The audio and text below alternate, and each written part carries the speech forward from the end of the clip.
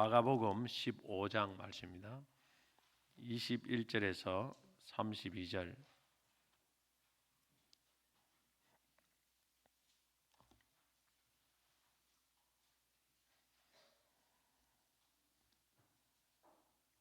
마가복음 15장 21절에서 32절 한 절씩 교독하도록 하겠습니다.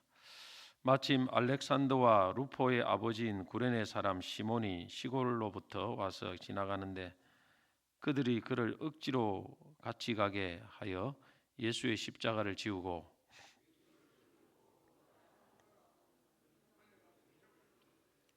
모략을 탄 포도주를 주었으나 예수께서 받지 아니하시니라.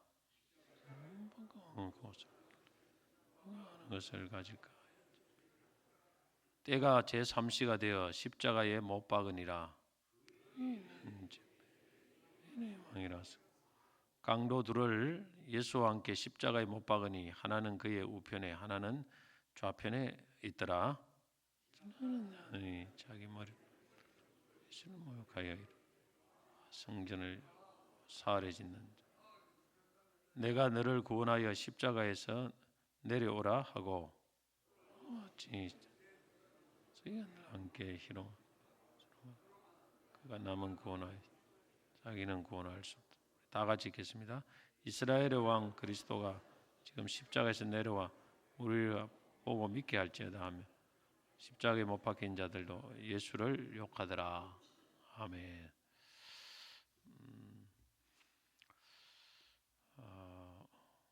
오늘은 예수님이 십자가에 못 박히신 장면을 보여주고 있습니다.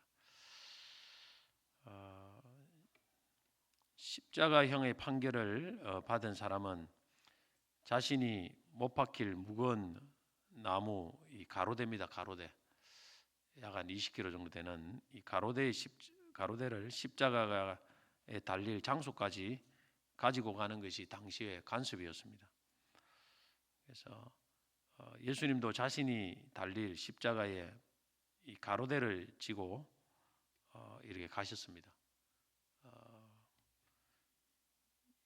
그러나 예수님이 이미 채찍에 맞아서 온몸이 막 피투성이가 되는 그런 상태고 또 수많은 고문을 당했기 때문에 이 참 기력이 굉장히 세한 그런 가운데 이것을 십자가를 계속 지고 가기 어려운 그런 상황에서 마침 구레네 사람 시몬이 시골로부터 와서 그 길을 지나가는 그런 가운데 로마 군병들이 억지로 그 구레네 사람 시몬에게 예수의 십자가를 지고 가게 하셨습니다. 금방 이해가 참 안 되는 상황이죠. 이 상황은 억지로 지나가는 구레네 시몬을 예수님이 십자가를 못 지니까 그걸 지도록 만들었는데 이것은 중앙정부로부터 특명받은 전령이 목적지로 가기 위해 강제로 인력이나 말 등을 차출해내는 그런 상황을 묘사한 것이라고 볼 수 있습니다. 아마 이런 것이 있었던 것 같아요. 지금 법으로서는 안 되겠죠. 그러나 옛날에는 이런 것이 가능했다고 보여집니다. 어찌 보면 시몬은 어떤 면에서 줄을 잘못 서서 십자가 예수님 지고 가는 그 옆에 있다가 강제로 참 십자가를 지는 그런 참 어처구니 없는 일이 생긴 겁니다. 시몬의 입장에서는 굉장히 불행한 사건이다. 이렇게 엎드 보면 보여지지 않습니까? 그 십자가가 죄도 없는데 십자가를 지고 간다는. 그런데 이것은 다른 의미에서 시몬에게 하나님께서 주신 큰 축복이었다. 이런 것을 우리 이면을 또 보아야 됩니다. 왜냐하면 이 사건으로 인해서 시몬은 후에 시몬과 시몬의 가정이 예수님을 믿는 그런 큰 축복을 받았기 때문에 그렇습니다. 여기서 보면은 시몬의 이 자녀들이 알렉산더와 루포라는 말이 나옵니다. 알렉산더 루포. 이 이름이 자세하게 언급되어 있지 않습니까? 시몬이 어디 어딘지 모르는 무명의 사람이라면 이 뭐 시몬의 이름도 알 수도 없었고, 그럼 어떤 지나가는 행인에게 십자가를 지게 했다, 뭐 이렇게 볼 수 있지 않습니까? 그런데 시몬의 이름도 분명히 나와 있고 그 아들도 분명히 나와 있어요. 이 자세히 언급한 건 이미 이 사람들이 초대교회에 이미 널리 알려진 사람들이었다. 그렇게 알 수가 있습니다. 시몬도 이미 알려진 사람이죠. 시몬은 이 사건으로 예수를 믿는 신앙을 갖게 되고 그의 가족들도 그리스도인이 되었다, 이렇게 볼 수가 있습니다. 주를 위해서 참 우리가 자발적으로 자원해서 또 어떤 주를 섬기는 것은 너무나 귀하고 아름다운 것이다 생각합니다. 그러나 주를 위해 자발적이지 않고 어떤 피할 수 없는 어떤 상황과 원인에 의해서 내가 아니면 할 수 없는 그런 상황을 만났을 때, 그때도 내가 원하지 않았지만은 주를 위해 헌신하는 것이 주님의 특별한 뜻이 있다는 사실을 우리는 기억할 필요가 있습니다. 우리가 어떤 상황에 시몬처럼 지나가다가 주님 주변에 있었다는 그 이유로 강제로 헌신을 강요당할 때가 있습니다.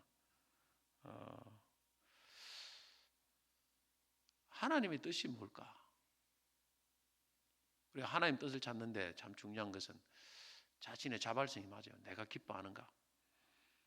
이것도 하나님 뜻이 맞지만은 제가 이렇게 또 살아오면서 또 신앙생활하면서 이것만 하나님 뜻은 아니에요. 자기가 자발했지만은 내가 기뻐했지만 그것이 하나님 뜻이 아닌 경우도 있습니다. 보니까 내가 아니면 안 되는 나를 필요로 하는 어떤 상황이 주어진다는 거예요. 내 의지 아니고 어떤 상황에서 내가 그것을 할 수밖에 없는 그런 상황에 놓일 때가 있더라는 거예요. 그것도 하나님의 뜻일 수가 있어요. 여기 어떤 데는 하나님이 강제적으로 이렇게 할 수도 있지만은 어떤 사람에 의해서 이렇게, 여기서는 로마 군병에 의해서 시몬이 발탁이 되지 않습니까? 그런데 거부할 수 없는 어떤 그런 상황이 주어지지 않습니까? 그것도 하나님의 뜻일 수 있다. 내가 원하는 어떤 것을 하는 것도 있지만은 더 좋은 것은 내가 필요로 하는 그곳에서 이제 내가 필요로 하는 그것이 하나님의 뜻일 수 있다는 것을 우리가 좀 기억할 필요가 있다고 생각합니다. 그럴 때는 이게 하나님 뜻이구나 하고 내 생각을 내려놓을 필요가 있어요. 저도 예전에 미국에 있을 때도 사실은 또 회장을 해야 되는데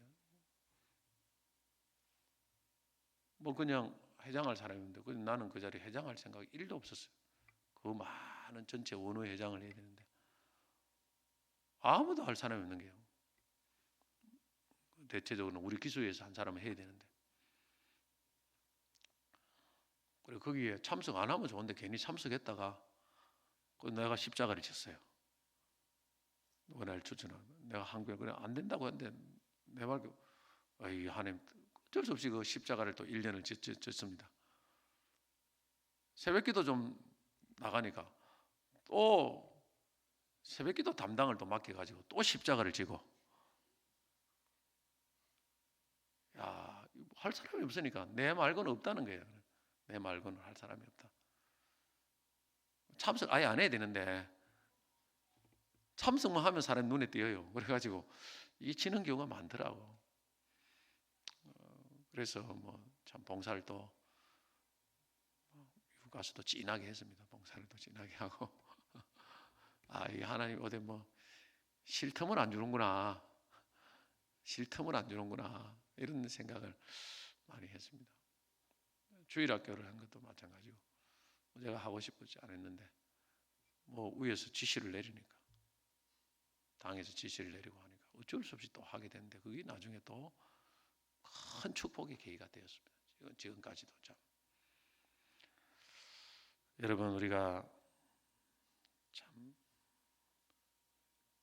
내가 교회가 정말 나를 필요로 하는 그때, 그것이 하나님의 콜링일 수 있다는 것을 아셔야 됩니다. 당신 말고는 진짜 할 사람, 당신이 가장 적합하다 이 일에. 여러 교육자와 목사님 볼 때 이 많은 교인들이 있지만은 당신이 가장 적합한 것 같다 이렇게 할 때는 내가 하고 싶고 하지 않고 그 차이를 떠나서 이게 하나님이 내게 주시는 어떤 콜링이지 않은가 하고 그것을 우리가 한번 겸손하게 한번 지보면 오늘 구레네 시몬같이 여러분이 가정에 큰 축복이 올 줄로 믿습니다. 그래서 이제 예수님은 골고다로 같이 갔습니다. 끌고 갔습니다. 이 골고다라는 뜻은 해골의 곳이죠. 번역하면 골고다. 보통 로마인이나 유대인들의 제수를 처형할 때 도시 밖에서 했습니다. 그래서 밖에서 이제 예루살렘 밖에서 골고다를 끌었는데 해골을 뜻하는 이 아람어입니다. 아람어 굴가타 뭐 이런 굴고레트 혹은 뭐 이런 단어를 조금 수정해서 헬라어로 음역한 것이 골고다입니다. 골고다. 헬라어예요. 아람어를 음역한 거예요. 해골 모양의 언덕에서 유래되었다 볼 수 있습니다. 근데 우리가 흔히 이제 찬송을 할 때도 갈보리라는 또 해요. 갈보리. 골고다는 뭐고 또 갈보리는 뭐냐? 헷갈리게 만드는. 이 갈보리는 골고다 똑같은 말인데 이는 라틴어입니다. 라틴 벌게이트역에서 골고다를 이게 번역한 단어가 갈보리예요. 왜냐하면 이 칼바라는 라틴어가 해골이라는 뜻입니다.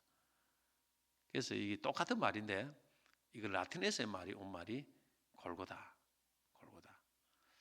그렇게 해서 갈보리라는 뜻이다.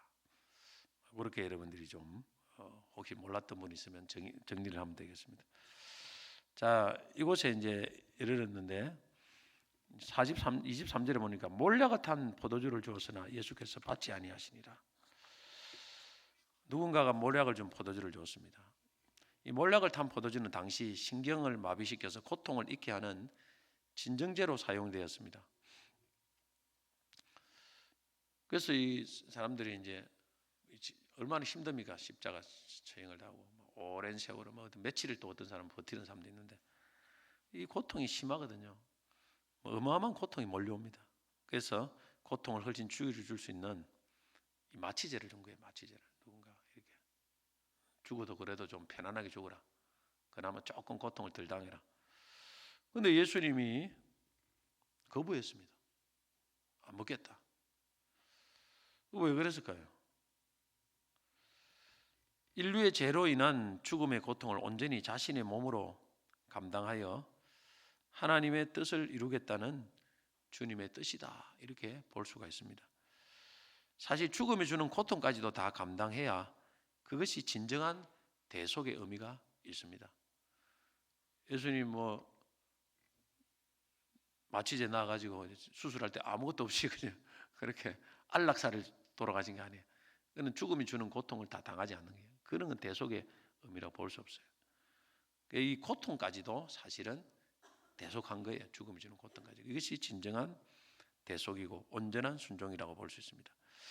우리가 하나님의 뜻을 행할 때도 고통이라는 것이 있습니다.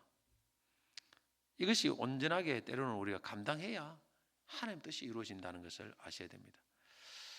우리가 고통 없이 하나님 뜻을 이루고자 할 때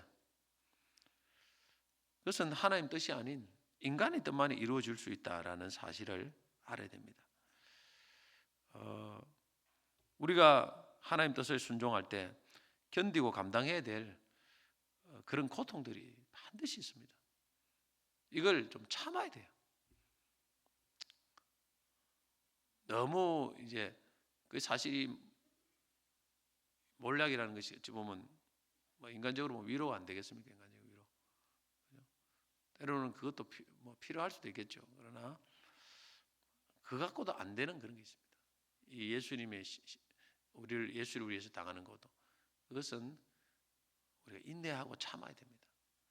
참아야만이 온전한 이 헌신이 하나님 앞에 연락이 되고 또 그때 하나님의 뜻이 이루어진다라는 것을 우리가 잘 꼭 기억하시고, 또 어떻게 기도해요?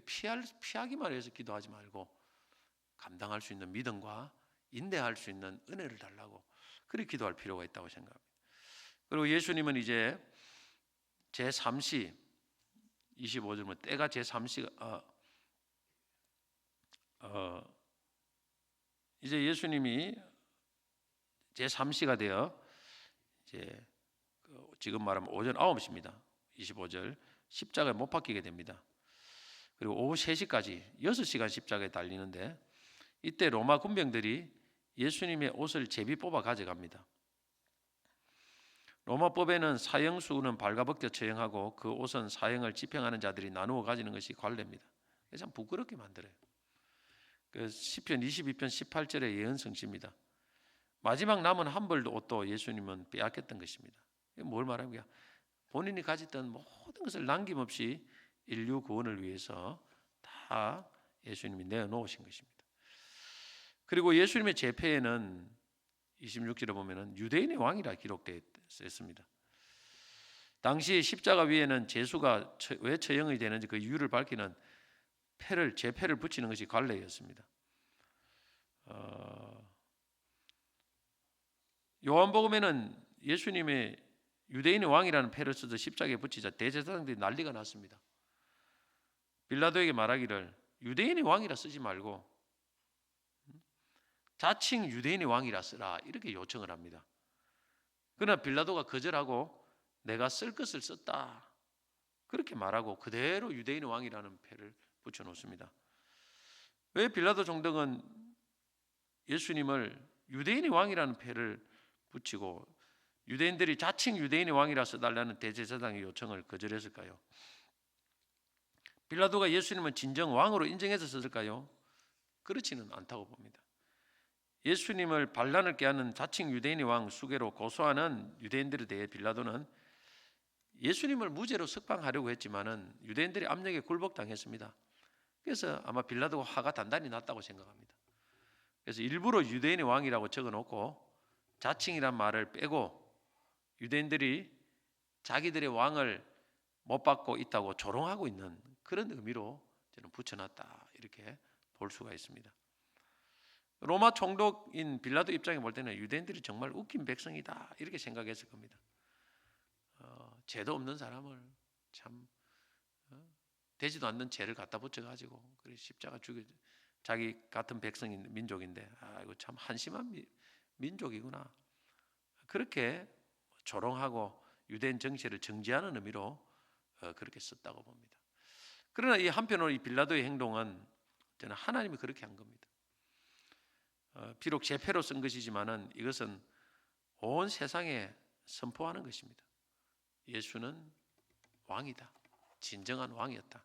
그래서 여기서는 사실 요한복음에는 이 유대인의 왕이라는 말이 히브리말, 로마말, 헬라말로 기록하고 있습니다. 다 따로 구분하고 있습니다. 당시 히브리, 아람어라고 부릅니다. 아람어는 유대인들의 언어고 로마어는 라틴어입니다. 이는 세계를 지배하는 로마인들의 공적 언어고 헬라어는 로마 세계에서 일반적으로 통용됐던 언어입니다. 이건 뭐냐? 온 세상의 왕이다. 온 세상 사람들에게 이걸 선포하는 거예요. 온 세상 사람들아, 이걸 들으라. 이거는 예수는 왕이다. 이걸 빌라도가 어찌 보면 하나님이 선포하도록 만드신 거예요. 그리고 예수님이 십자가 달리실 때 예수님과 함께 강도 두 사람이 십자가 달려 죽습니다. 27절에 나와 있습니다. 그중 한 강도는 예수님을 극적으로 믿고 구원을 받게 됩니다. 죽을 때도 예수 옆에 죽는 것이 복 받을 가능성이 많습니다. 죽는 자리도 잘 보고 죽어야 돼. 그 왜 보니까 나는 이렇게 생각합니다. 하나님이 택한 백성은 마지막에도 하나님께서 그를 구원할 사람을 만난다는 것입니다. 그래서 예수님 안 믿는 사람이 죽을 때도 복음을 들을 수 있는 기회가 있는 사람은 하나님이 택할 백성일 가능성이 있다는 굉장히 많다고 생각합니다. 교회를 안 다니도 마지막 그게 임종 순간에 목사가 있다든지 아니면 그 밑에 믿는 사람에서 복음을 전한다든지 이건 아무나 되는 게 아니에요, 사실. 하나님이 택한 백성의 가능성이 매우 높습니다. 아무나 이렇게 되는 게 아니에요. 하나님 특별한 뜻이 계시기 때문에 그 타이밍에 그렇게 하나님 복음을 전할 수 있는 그런 사람을 하나님 붙여주시는 거예요. 어떤 사람은 가기 전에 돌아가실 분들도 계십니다. 비행기를 탔는데 그 옆에 그 안에 갑자기 큰 사고를 몸이 아팠는데 의사가 있어 탔어요.